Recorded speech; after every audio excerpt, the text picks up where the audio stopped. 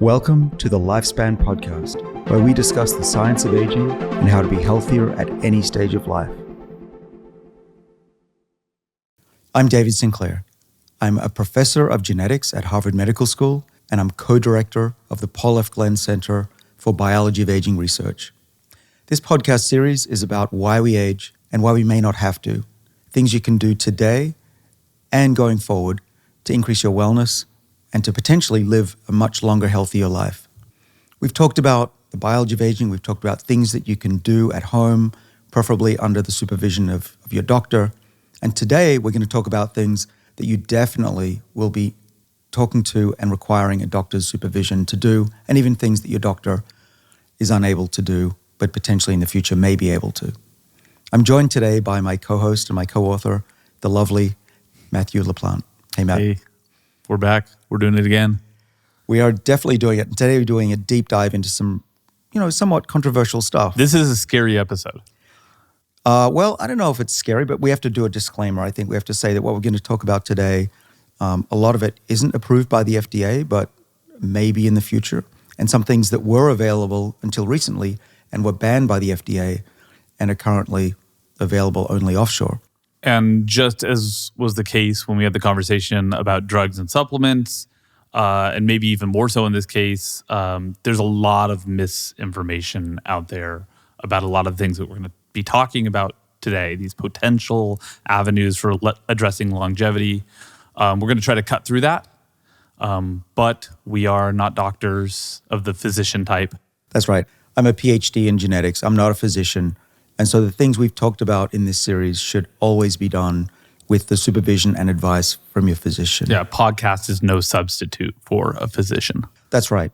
But I'm a scientist. I can read the scientific literature, can distill that down. You're a science communicator, and we're here to be able to distill the wealth of information that's out there and distinguish what's fact from fiction and give people, a starting point as to really how do they figure out what's best for their wellness and what's actual complete bull out there. And so today we're going to be talking about stem cell therapy, peptides, exosomes, testosterone, growth hormone, and then we're going to spend a little time talking about one of your favorite subjects, epigenetic reprogramming, but we can't do that until we do something else first. Well, we need to thank the sponsors who make this podcast freely available. Our first sponsor is Athletic Greens, the all-in-one daily drink to support better health and peak performance. Athletic Greens is a greens powder developed from a complex blend of 75 vitamins, minerals, and whole food sourced ingredients. It's filled with adaptogens for recovery, probiotics, and digestive enzymes for gut health. There's also vitamin C and zinc citrate for immune support. I've been drinking Athletic Greens every morning for a few years. I really like it because I travel a lot and I don't often eat perfectly, and I can rest assured by drinking Athletic Greens, I'm getting everything I need for optimal wellness and health. So if you'd like to try Athletic Greens, you can go to athleticgreens.com/Sinclair to claim a special offer. They're giving 5 free travel packs plus a year's supply of vitamin D3 for immune health and vitamin K2, which keeps the calcium out of your arteries and puts it into your bones where it's needed. Again, go to athleticgreens.com/Sinclair to claim this special offer. Today's podcast is also brought to us by Inside Tracker. Inside Tracker is a personalized nutrition platform that analyzes data from your blood and DNA to help you better understand your body and reach your health goals. I like Inside Tracker because they present the data in a really clear form, and the nutritional advice is really actionable and has been shown scientifically to improve many blood biomarkers. And if you're not looking at what's going on in your body, you have no idea whether what you're doing is actually working or not working. Another feature that Inside Tracker has is their inner age test. This test shows you what your biological age is, and you can optimize that. They also make the tests really easy to take. You can have people come to your house to have your blood drawn, or you can go to a local clinic. So if you'd like to try Inside Tracker, you can visit insidetracker.com/Sinclair, and you'll get 25% off any Inside Tracker plan. Use the code Sinclair at the checkout. Today's podcast is also brought to us by Levels. Levels is an app that syncs with a continuous glucose monitor that they provide and interprets your glucose data for you. I've been so impressed by Levels that I recently joined them as an advisor. By monitoring your blood glucose, Levels allows you to see how different foods impact you. I've been really successful at impacting my blood glucose levels positively. I found that foods like grapes spike my glucose and potatoes don't do so much. So that's really important because I don't get those highs anymore, followed by a crash, which leads to a brain fog and lethargy. So if you'd like to try levels, you can skip the 150,000 person waitlist and join today by going to levels.link/Sinclair. That's levels.link/Sinclair. All right, let's dive in by starting today with testosterone. Super popular subject. Lots and lots of growth in testosterone replacement right now because of the fact that testosterone decreases as we age, and that's disconcerting to a lot of people. Well, for sure. After the age of 30 to 40, we lose about 1% of our testosterone levels, men and women. It's important for both sexes. The market has grown. So TRT, or testosterone replacement therapy, has grown from a few $100 million 10 years ago to multi-billion dollars now. And it's widely used not just to supplement for sexual dysfunction, which is a common side effect of low testosterone, but for other things that include mental health, building muscle, overall fitness, vitality. And people swear by this. I mean, a lot of people, they do this. They say they feel younger. They say they feel more vigorous. They want to have sex again. They want to have sex all the time. There's an important distinction to make here, though, which is just because you feel younger does not necessarily mean you are reversing your biological aging. Right. Let's make a clear distinction. We've talked about adversity mimetics. And in the last episode, we talked about the supplements and the kind of things that you can do in your life to mimic that. We want our bodies to be in a state of fear, that times are tough and they need to hunker down and survive. There are other types of things that we're going to talk about, which are abundance mimetics. Testosterone is one. We're going to get to growth hormone as well. These tell the body that times are good to build your muscle, to reproduce, go forth, multiply. And that's what testosterone is doing. When we get testosterone replacement therapy, we are putting a substance back into our body that has been reduced, but which signals our body that times are good enough. It's okay to build muscle. It's okay to run around chasing woolly mammoths. Yeah, well, chasing the cave women around. Exactly. Yes, that for sure. And that benefited our ancestors very well, but it didn't help them long term. What we now appreciate is the body has cycles of want and need and adversity, which is good for the long-term health of the body, and times where things are abundant, times to grow, reproduce, which are great short-term, but probably not great for long-term health and longevity either. Okay, so let's talk about what actually happens when our testosterone lowers and what happens, importantly, when we put it back. Because this is helping a lot of people with a lot of problems that are coincidental with aging. Oh, for sure. There have been a lot of studies, millions of dollars and many thousands of people treated with TRT, as it's called. Shelley Basin, who's a colleague of mine at Harvard, has done a lot of these studies. And he's found some improvements, short-term improvements. So, of course, improvements in libido, but also he shows a dose-dependent increase in skeletal muscle mass. So you get bigger muscles. You got more power. You can climb stairs. You can walk further in 6 minutes. Improves aerobic capacity. These are all good things that he sees. But actually, it's not all good news. There are some side effects and may actually impact longevity. So some of the risks of TRT, there's worse sleep apnea. You can actually get larger breasts. Little known fact is your testosterone can be turned into estrogen, which is a risk for men particularly. You can have what's called benign prostatic hyperplasia, so a bigger prostate, need to go to the bathroom at night. Shrinking testicles, not something I think many of us would want. And increasing red blood cell protection, which could lead to blood clots. And if you're already predisposed to prostate cancer, you have cancerous growth already, this could actually aggravate the tumors. Yes. And actually, the opposite is true. If you look at the history of eunuchs, they live longer.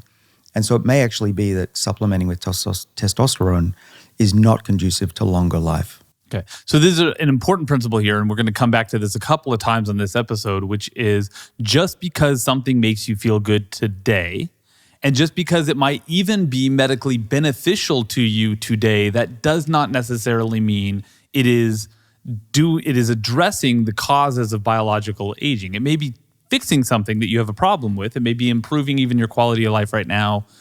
Long term, that's not the same thing as reducing or eliminating biological aging. Yeah, let's go back to the main concepts here today, which are that adversity mimetics are great. things that mimic lack of food and a lot of exercise. But these abundance mimetics are probably a problem long term, even though they make you feel great short term. Okay. And that's sort of giving away the punchline for HGH, but we need to talk about HGH as well. Human growth hormone, also something that is really popular right now. People supplementing with human growth hormone to address things like decreased exercise capacity, decreased bone density, decreased muscle mass, and increased body fat. This works, right? For those things, this HGH is helpful. Well, no question. Short term, you'll feel better, you'll grow muscle, you'll have less fat on growth hormone therapy. The science says that this may not be good for long-term health and wellness. Going back to the original studies of Cynthia Kenyon, which we talked about in episode 1, those mutant worms had low levels of growth hormone and insulin-like growth hormone signaling. And they live longer. Twice as long. And this has been reproduced also in mice. And even in humans, there are the Laron dwarfs. We were talking about earlier, these are smaller people that have low levels of growth hormone, or actually IGF-1, one of the versions of this pathway. They are relatively resistant against cancer and heart disease and may even live longer.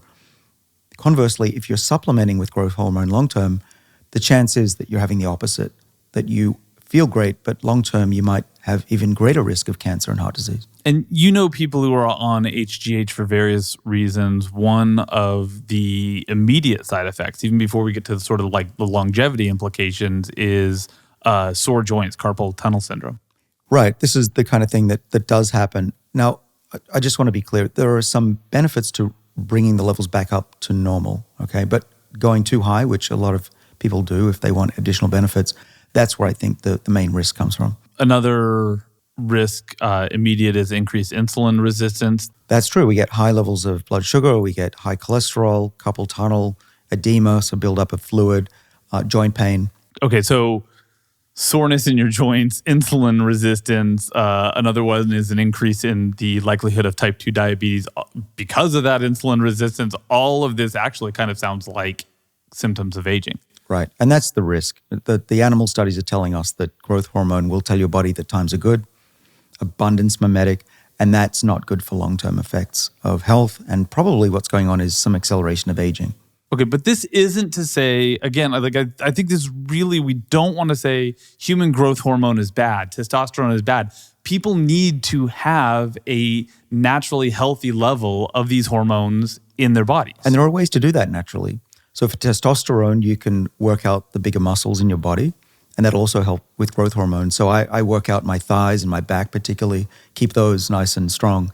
And I've found my natural testosterone levels go up to normal levels with that. So that's a way to do it. With growth hormone, it's all about eating at the right time and sleeping. So if you eat not too close to sleep time and then you rest through the night and have a good night's sleep, that's the best way to improve your growth hormone levels. And if you're doing all of that and you're still struggling to keep these levels up, that's the time to talk to your doctor about supplementation. But that supplementation needs to be aimed not at hyper increasing the levels of these in your bodies, but just keeping them at that sort of like that natural healthy level. Well, exactly. But I would encourage everyone to try it naturally first. So far this sort of feels like bad news because these are things that a lot of people have gotten in their heads might be beneficial to anti-aging, and what you're saying and what the evidence suggests is that there is no anti-aging benefit. There might be a short-term gain, not a long-term anti-aging benefit. But these aren't the only things that are sort of like hot on the market right now. Another thing that's really popular to talk about, really popular to try, where it is legal, is peptide supplementation. Yeah, so peptides, just like hormones, are made of strings of amino acids, but typically smaller, about 100 amino acids. You can synthesize them on a machine or extract them from tissues, and they're used by cells to communicate between each other. So your brain will put out peptides to signal the body, your liver, and your muscle. And some of these are really good, some are really bad. We don't know what they all do. There are probably 1,000 made by the body. We probably only know about what 20 of them do in great detail. Well, what we do know is as a class, they help cells communicate to one another. Right. And so just sort of like holistically speaking, it's like, oh, that's really good because in part aging is a loss of cellular communication. And so peptides help increase that cellular communication. Voila. they must be great for aging. Well, again, it's whether you're an adversity mimetic or an abundance mimetic. That's the difference. And really, you have to make a distinction between those two things. One of the best studied peptides of all time is insulin. And clearly, that's important if you're deficient in it. We've known this since the 1920s. So we actually have 100 years now. It was 1921, which was when insulin was first discovered. Right. Banting and Best was in 1921 found they could extract this insulin extract from the pancreas of a dog and inject it into a dog that had diabetes and cure it within hours. And within months, they were trying this on human beings because that's how things worked back then. Yeah, and they even won Nobel Prizes quicker. It was only 1 or 2 years afterwards that they won the Nobel Prize for that. So they went from this works in dogs to let's try this out in a 14-year-old boy to Nobel Prize in the span of like 2 years. Well, it was worth it because in those days, particularly type 1 diabetics, which is the childhood version of this, the lack of insulin meant that the kids would have to go on a starvation diet, and even then they would die within a year or so. It was horrific. And suddenly people were living for decades. That first patient lived for another 13 years. And so this set us down the road of studying peptides and their health benefits. And then a really big thing happened in the 60s, which is we figured out how to synthesize peptides. Right. That was a big deal. And then in 1978, they started to be made using recombinant DNA technology. And that's where we find ourselves today, is that most of these hormones and peptides that are available on the market are made using recombinant DNA technology. Though these very small peptides are unique because you can synthesize them on machine, which makes them very cheap. Didn't you say like there's like some people have these machines at their homes? Yeah, I'm aware of some people that have them and they're making them at home and injecting themselves. I don't recommend that. That's currently that's off-label use of drugs, and you don't want to do that. But that gives you an idea how possible it is to make a drug these days, especially these peptides. Because these are, at this point, so easy to synthesize, and because they're relatively cheap, and because they are relatively non-toxic, there's been lots and lots of clinical studies on the use of peptides. Right. Thousands of human studies. And it's interesting, why are they so safe? Well, they're not foreign. They're typically already found in the body. And they're small, so they don't typically have an immune reaction, though the risk is not zero. They metabolize quickly. They're also metabolized quickly. And so the risk is relatively low. And for that reason, there are a number of doctors who have been okay giving these peptides to patients. And what we're looking for when we give peptides to people, specifically for the cause of anti-aging, is a boost of regenerative signaling.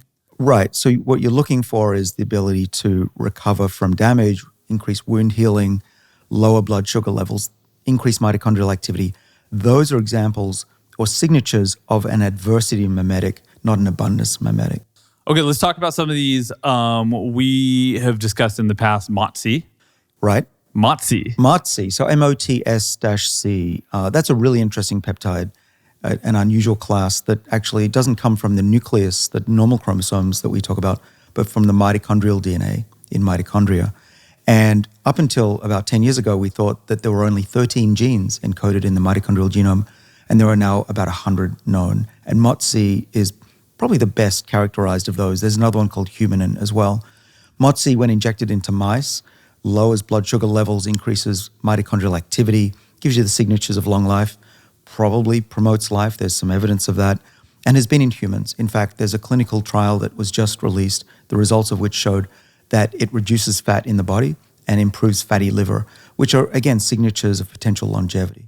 And so your belief at this point is that there are likely peptides that are valuable when it comes to addressing the causes of biological aging, unlike these other things we've talked about today. Well, almost certainly, but we don't know enough yet to say for sure that these are perfectly safe or will increase lifespan. A lot less is known about these peptides than testosterone or growth hormone. And to that end, the FDA agrees. They're nervous. Well, yeah, because they became so popular, typically on the West Coast, LA, there was a real mega trend and still is to try these out.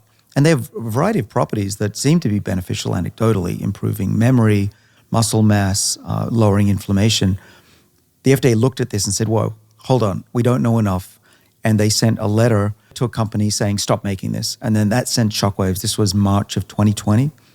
And so since then, it's been impossible to get some of these peptides in the United States. Because they've stopped compounding them. Right. So even though there have been some promising results with peptides, the FDA has said some of these need to be regulated, and many of them now you cannot get in the United States. So they're still in clinical studies. Researchers are still examining them, but the avenues for getting these in the United States have become more limited. There are still people getting them overseas, compounding them in their own machines at home.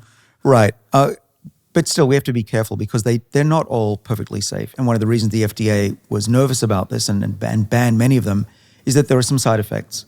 It's not just that they can be redness where they're injected, but actually it seems like you can induce arthritis type effects when the immune system recognizes these peptides as foreign. And that would be something you definitely wouldn't want to have, is an immunological reaction. A lot of these have names that are like Star Wars droids. And so people have heard of these. They might wonder what they're doing. One that's really popular in conversation right now is BP157. Yeah, BP157 is one of the more popular ones. It's been used to increase blood flow, lower inflammation, and even regenerate neurons for cognitive ability. But there are lots of others. There's one called SS31, which targets the mitochondria and improves mitochondrial function. Could seem to be good for the heart, maybe for longevity. There's another popular one called GHK copper. It's part of a copper complex. It was first identified in human plasma. Later, it's found in saliva and urine. And it's been used to help wound healing, attract immune cells. It's an antioxidant, stimulates collagen, protects tissues against inflammation, can even be used, apparently, to reduce fine lines, wrinkles, and grow hair again. There's a whole bunch of this. Is this based on, is this anecdotal evidence? Is this research-based evidence? How do we know these things about these different peptides? Yeah, most of these come from mouse studies, and then they're anecdotal from studies that clinicians are currently doing. Mm-hmm. But yeah, again, I want to stress that most of these things that we're saying are anecdotal and not yet scientifically validated. These are some people's experiences, and this is all one of the reasons why there is a pretty significant movement right now, this sort of like Save Peptides movement of people who are contacting the FDA and saying, please make these things more available to us again. Well, yeah, there's one in particular, thymosin alpha-1, which has been known since the 1970s to be beneficial. It seems to be great, particularly for helping against, fighting bacteria and viral infections. But it was also listed on the banned substances in 2020, and there's a movement to bring it back because with COVID-19, it's thought that it could help. Talking about other ones, some of these work with fat loss, apparently. We've got tesamorelin, CJC 1295 is taken with one called ipamorelin. There's AOD 9604, and the BPC 157, again, can be good for weight loss, apparently. One of the other ones I mentioned, Humanin, is again one of those mitochondrial-derived peptides like MOTS-c. And in mice, at least, it's been shown to help against type 2 diabetes, high blood sugar, cardiovascular disease, and even help with neurodegenerative diseases like Alzheimer's. But in humans, it's not clear if that's true. Pineolon is a really interesting one. It's actually an active peptide complex, and it's been thought to treat memory, attention deficits, brain injury, stroke, chronic fatigue, etc. But again, early days, we don't know for sure if this is actually true in humans. And then finally, we should just mention there are others that are being used to combat fatigue and also boost the immune system. They go by names like dihexa, cerebrolysine, Semax, Celanc, or even BPC157 is used with Semax and cerebrolysine together. Again, these are all pretty much experimental. They've been shown to be effective in mice, but still we have a long way to go before we know if they're truly effective in humans. And there we always need placebo-controlled, double-blind clinical studies. Which are underway. There's lots and lots of clinical studies going on. It's just not moving as fast as I think a lot of people would really like it to move. But that's the reality of the space that we're in right now. Well, it is. And often it is frustrating. And I can speak from personal experience, how long it takes to make a drug can be extremely slow. And we're all getting older. We're not getting, in the case of most of us, we're not getting any younger. And there is a desire to rush into things. But I think we need to exercise some caution here because you can have these negative side effects, particularly in the case of peptides and immune reaction that could be deleterious in the long run.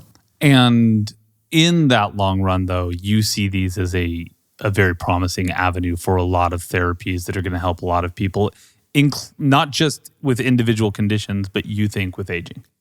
Oh, for sure. Not all of these, of course, but those that mimic adversity. MOTS-c is a good example of one that I think has the right signature. I think they have a lot of promise. Because there is an explosion of research going on sort of at the same time with peptides and this other thing that we're about to talk about, exosomes. I think these happen in the same breath.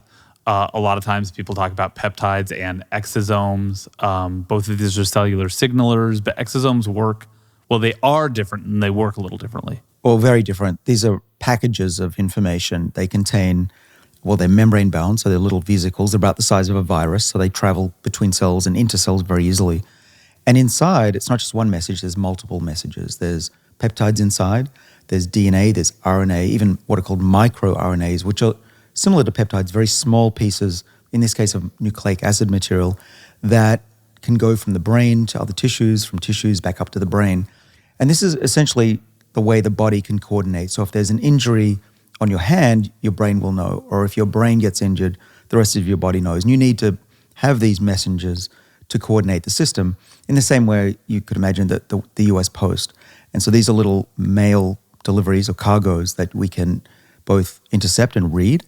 Perhaps we can use these to diagnose diseases, including cancer, but also we can make more of them and infuse them into people to give a false alarm, perhaps even to simulate this adversity and make us live longer. And before we get to those therapeutic processes, one of the really fast-moving avenues for using exosomes is basically collecting them from the blood, counting them up, and being able to diagnose different injuries. And even like you can pull from people's blood these exosomes, and then you can say like, oh, they have an injury here, they have a disease there. Right.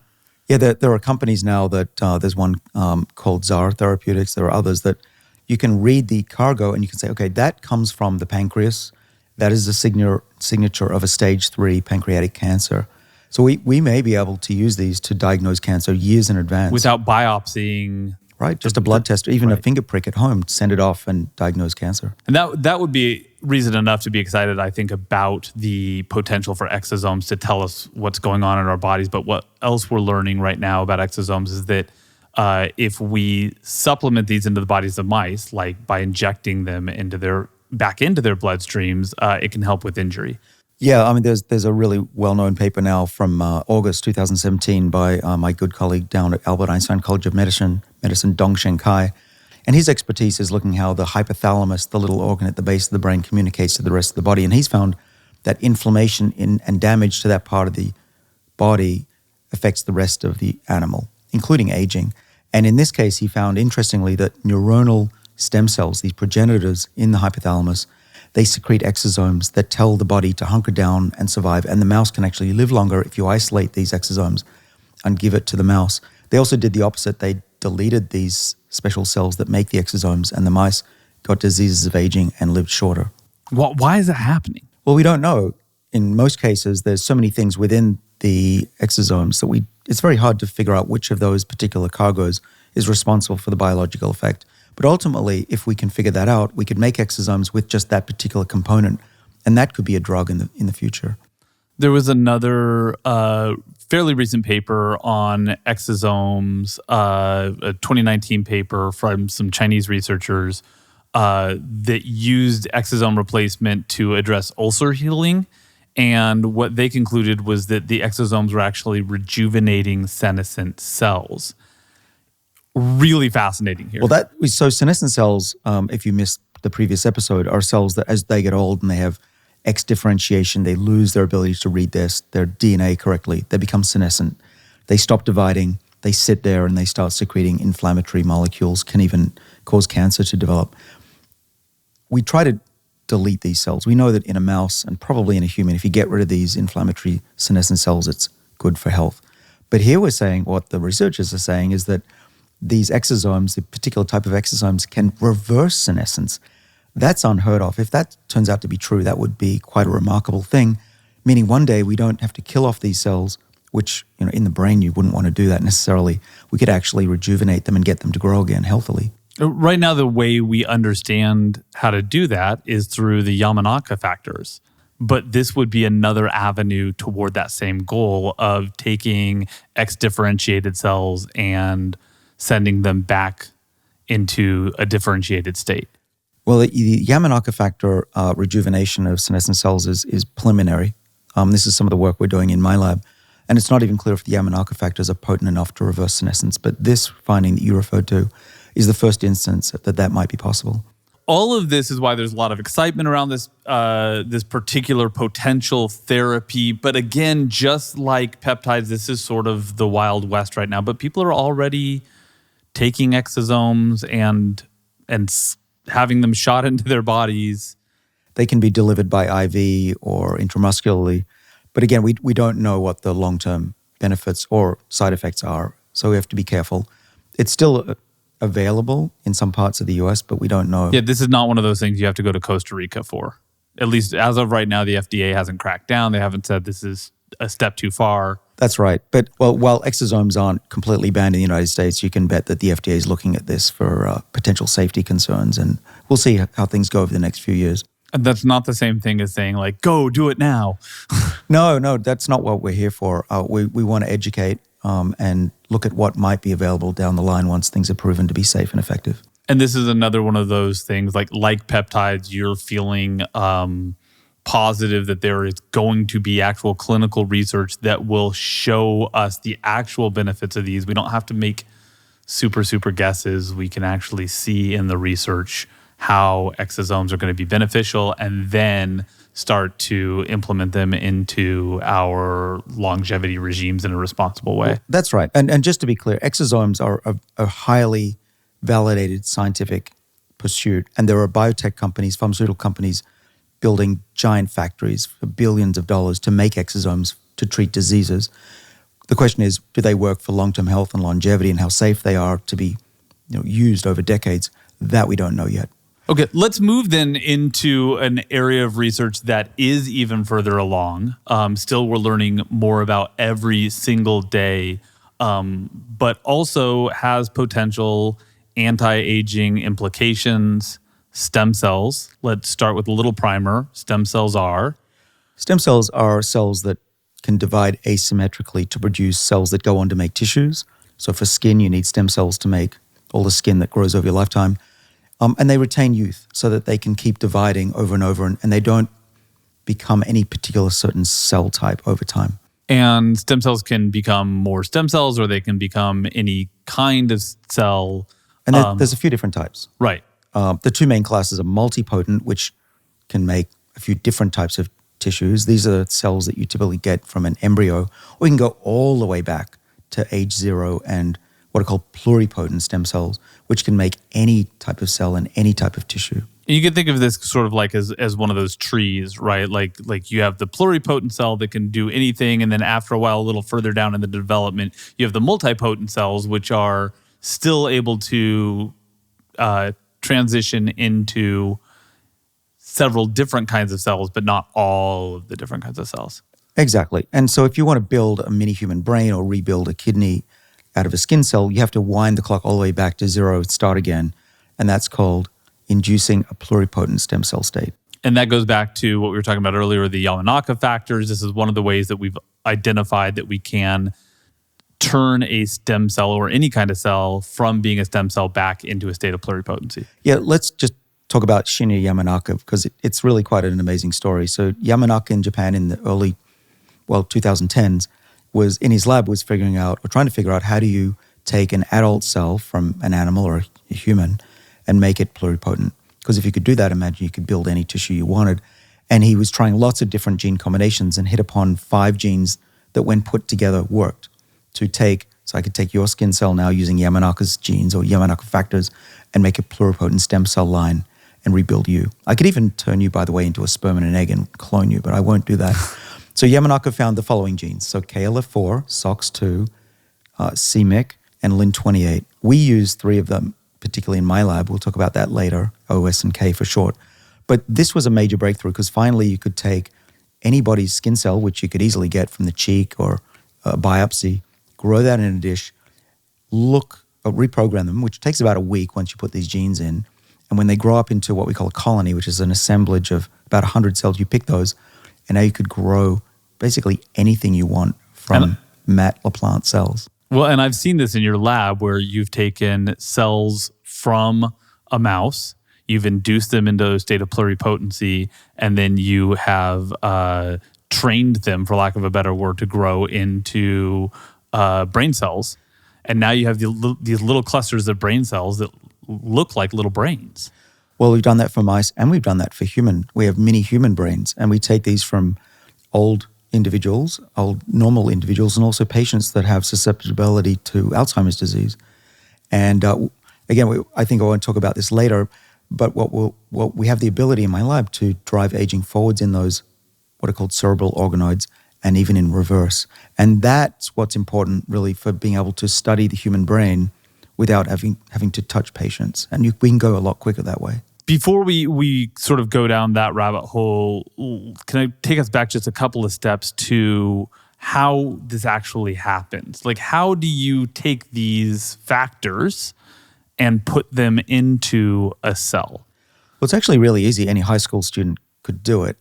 There are a number of ways. The old ways of doing it are you can pass electricity through the cells in the dish, and they take up DNA that encodes these Yamanaka genes. You can put them in what are called liposomes or liposomes, which are fat, membrane-bound little balls. But the way we do it in the lab, which is the most efficient, is we use viruses, domesticated viruses that are typically used in patients for gene therapy. We use them in the lab. They're called adeno-associated viruses, or AAVs. We package inside those the Yamanaka genes and just throw them into the dish, and they infect all the cells in the dish.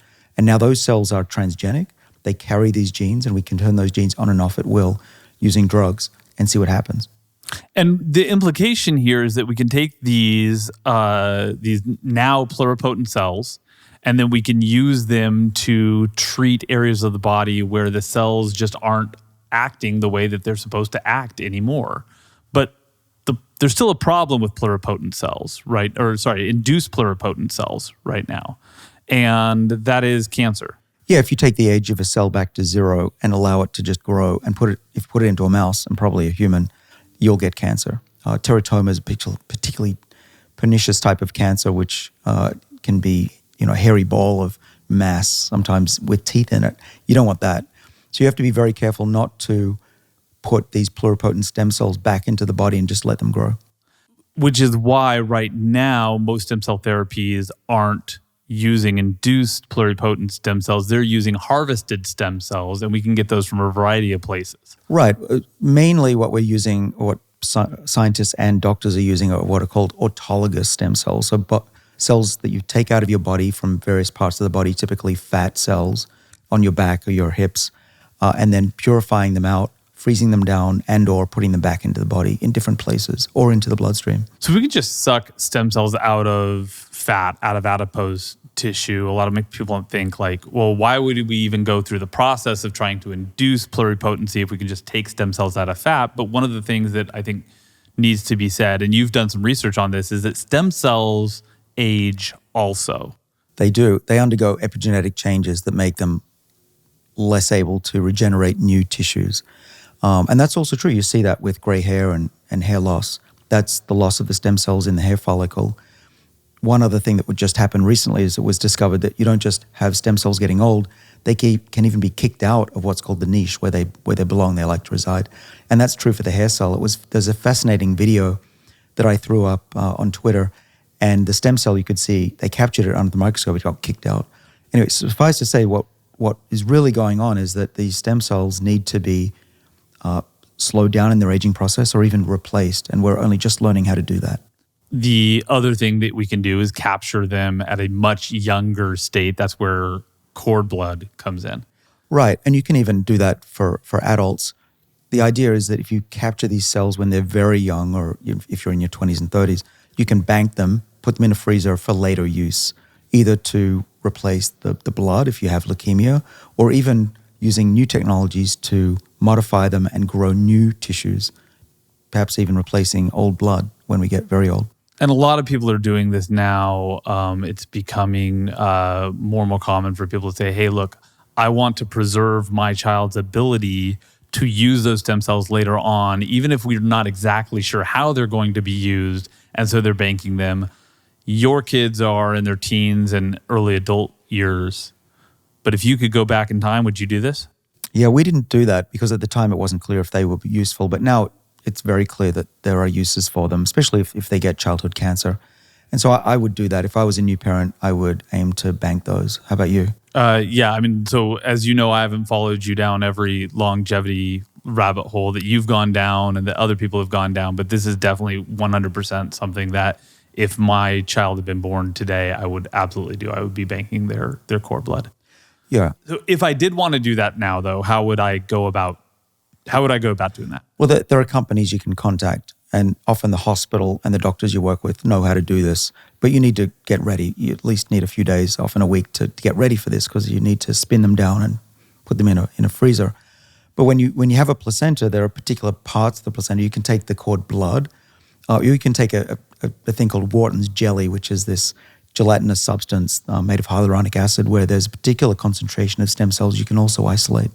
We can also isolate stem cells from adults. Again, these are stem cells that have, gone down their trajectory from pluripotency often to multipotency. And so they're not, they're more aged, but sort of the earlier we do this, the better, right? Yeah, these stem cells in adults don't just age and become dysfunctional. They can outcompete each other. They can grow faster. If you have mutations in genes like TET1, TET2, DNMTs, they grow faster and can actually outcompete the rest of the immune system. If you look at 100-year-olds, often they only have one or two instead of thousands of types of immune cells, which is a real problem if they get pneumonia. It's often why these elderly people don't survive an infection. So what you might want to do is to bank these HSCs, hematopoietic stem cells, when you're younger so that you can replace your immune system as you get older. However we obtain the stem cells, researchers are using them for all kinds of diseases. They're being used to regenerate and repair disease and damaged tissues in people with spinal cord injuries, type 1 diabetes, Parkinson's disease, ALS, Alzheimer's, heart disease, stroke, burns, cancer, arthritis. And the reason why I'm saying making this big list is because now, thanks to really, you've done this to me. Anytime I hear a big list of diseases and one singular thing that can address all of those diseases, I don't think of those diseases separately anymore. I think of aging. And there's a lot of implications here for the potential to use stem cells perhaps to treat aging. And a lot of people, like these other things we were talking about, are really excited about this potential avenue for anti-aging. Well, they do have a lot of potential. First of all, we can make new organs using these induced pluripotent stem cells, or iPSCs, and even these autologous stem cells we're talking about that you can pull out from children and from adults. They can be used to replace stem cells that get old. But there's a real fundamental drawback to using stem cells to live longer, and that is that they often don't find their niche, their resting place. Even if you inject them into the eye, often they don't find their home. And in fact, one of the problems was when researchers did this to patients in Florida, there were 3 people who became blind when it wasn't done correctly. So there are real problems. That coincided with an FDA order that said, hey, everybody, slow it down, be careful. You can get some stem cell therapies now, but the majority of them have been banned for now. But what is really a problem is that if you can't get them to the right place, they're not going to rejuvenate the whole body. So what we're looking at now is how do you rejuvenate the existing stem cells and stop them getting old, or even reverse the aging of the stem cells in situ where they exist. And we'll get to that, but this is the reprogramming technology that should work not just on normal cells, but even stem cells to make them young, truly young again. All right, and there's been a lot of research showing that stem cells can have a therapeutic effect in specific parts of the body. But when we talk about this aging umbrella in general, there was one study, actually 2 studies, a phase 1 study to phase 2 study from researchers at the University of Miami in 2017 that gave stem cell therapy, harvested stem cells from younger donors, gave them to older, frail patients, and small scale, but it showed improvements in the distances that these people could walk. It lowered the levels of cytokines. It improved their mental state, and they had a reported quality of life improvement as well. Yeah, I mean, that's a remarkable couple of studies if it can be reproduced. But for now, what most people are using the mesenchymal stem cells for is in joints. When you wear out the joint and there's not a lot of collagen, injections of stem cells into those joints seems to be at least therapeutic for a short amount of time. Whether or not it's because the stem cells stay in there or they're secreting exosomes or other peptides, it's unclear. So this is another area of research then that, again, probably people don't want to just walk into a clinic tomorrow and get a stem cell injection because, like you said, the stem cells might not even know where to go. But in the future, this is likely to be part of people's common anti-aging regimen. Well, I'm sure. I think the future looks like this, that we can keep our bodies healthy by eating right, doing physical exercise, taking the right medicine slash supplements. And when that doesn't work and things fail, you can then rebuild the body, replace cells, put in new organs. And that way we'll live probably many decades longer than we can currently live. And then there's one more thing that in the future we may be able to do. And this leads us to this thing that you're doing in your lab right now. And you had quite a few published studies on that are pretty darn exciting. We're talking about cellular reprogramming. Well, this is the big one. We've been working for many years on slowing aging, but we've wondered, how do you get that to be reversed? Is there a reset switch in an old cell? And we think we found it. We're standing, of course, on the shoulders of Shinya Yamanaka, who showed you can reset the age of a cell back to 0, but that, of course, causes cancer. And if you do that in a mouse, it'll die within days. So that's not going to be a therapy anytime soon. I don't recommend it. But what a wonderful student, Wancheng Lu, did a few years ago in my lab was he found a set of genes that are Yamanaka factors that were able to reverse the age of cells and tissues in an animal and in human cells to a certain point, going back about 80% of age, but not to 0, so that this was a new, safe approach to reversing the age of the body without any negative side effects. And he did this by, instead of using all 5 Yamanaka factors, he used 3 of them. 3. And the CMYC, which is the M, we definitely don't want that in there, or Lin28. These are what are called oncogenic genes, cancer-causing genes. So we left those out. And surprisingly, those other 3, O, S, and K for short, worked, not just in cells in the dish, but even in the whole animal. We focused on the eye because we thought reversing blindness would be pretty cool and could be a drug, a very quick drug to develop relative to the whole body. And it worked. Wancheng sent me a text of a picture of an eye where he also regenerated the optic nerve that was crushed. And then he went on to restore vision in mice that were given glaucoma, which is pressure in the eye, and even restore eyesight to blind old mice. And let's slow this down a little bit and take people through the process, because we've gone from Yamanaka factors to restoring eyesight in mice. Let's talk about first the conditions that we're trying to be fixed were damaged optic nerve cells. And you used AAVs, these delivery viruses, to send these 3 Yamanaka factors into the cell. Once they were there, what started happening? Well, to be clear, our genome has the Yamanaka genes in it, but they're normally only turned on when we're little embryos. So we had to reintroduce those 3 genes with a system where we could turn them on at will. And we were using an antibiotic to turn them on called doxycycline. We injected them with the virus into the eye. It's a very simple procedure. In fact, a lot of patients that are blind get this treatment already with other drugs. So it doesn't hurt, only takes 10 minutes. We put it into the eye of the mouse. We damaged the eye and asked, could those reprogrammed eyes that we reprogrammed for a month, could they regrow? And the answer was yes. And not only did they regrow, but these mice that were effectively blind, you can do little tests and you can see that their eyes actually work like young mice eyes again.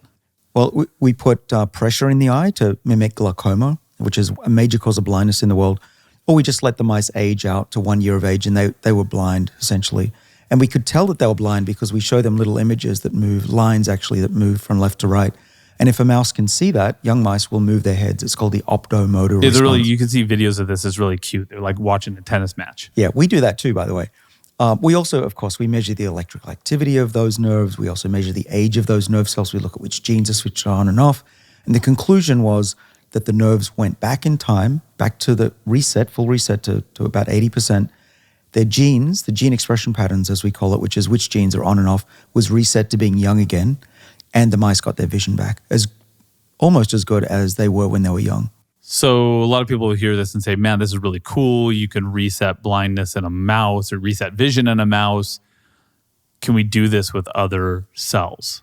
Yeah, it turns out that it's not just nerve cells that can be rejuvenated and sent back in time.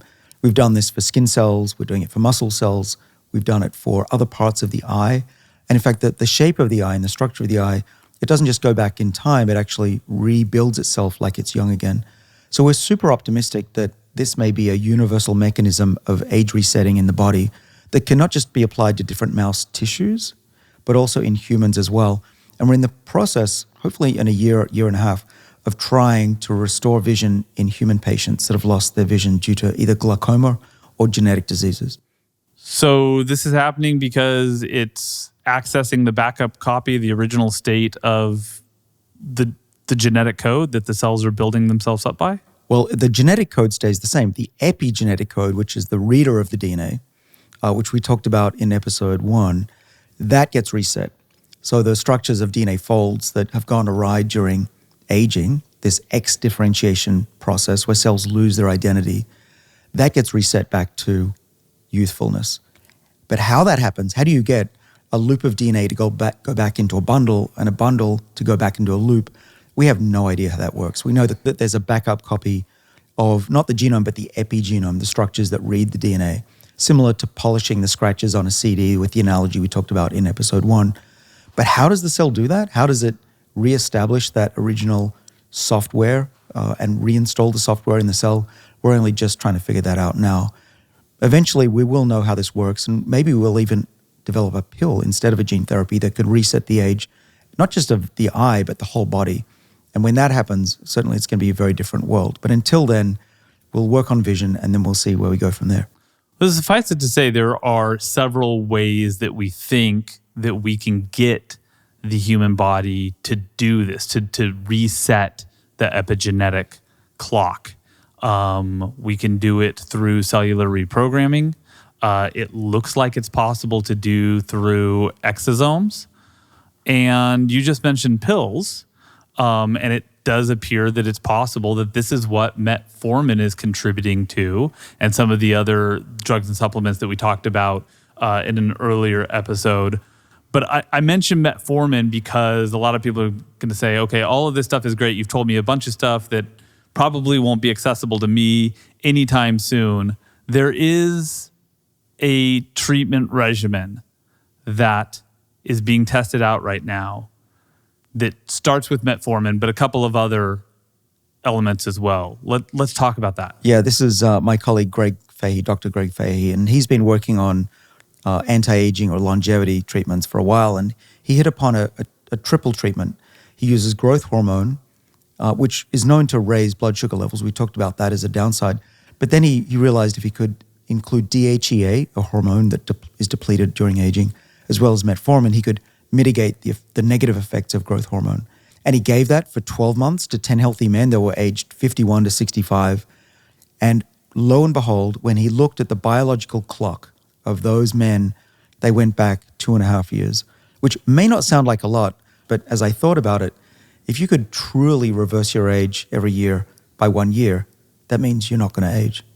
All right, something that confuses me about this combinatory therapy regimen that Fahey used in this small-scale trial is that it takes advantage of human growth hormone, which earlier in this episode we said probably not a long-term anti-aging benefit. So what was the idea, do you think, behind using HGH? Well, HGH had been shown previously to reconstitute the thymus. This is a little organ gland that's here in your chest that is important for the immune system. This is where your T cells, your immune cells come from. And growth hormone can stimulate the regeneration of this as it degrades over time. I'm age 50. I probably have what's called a lot of thymic degeneration and involution. It's a vestige of what it used to be.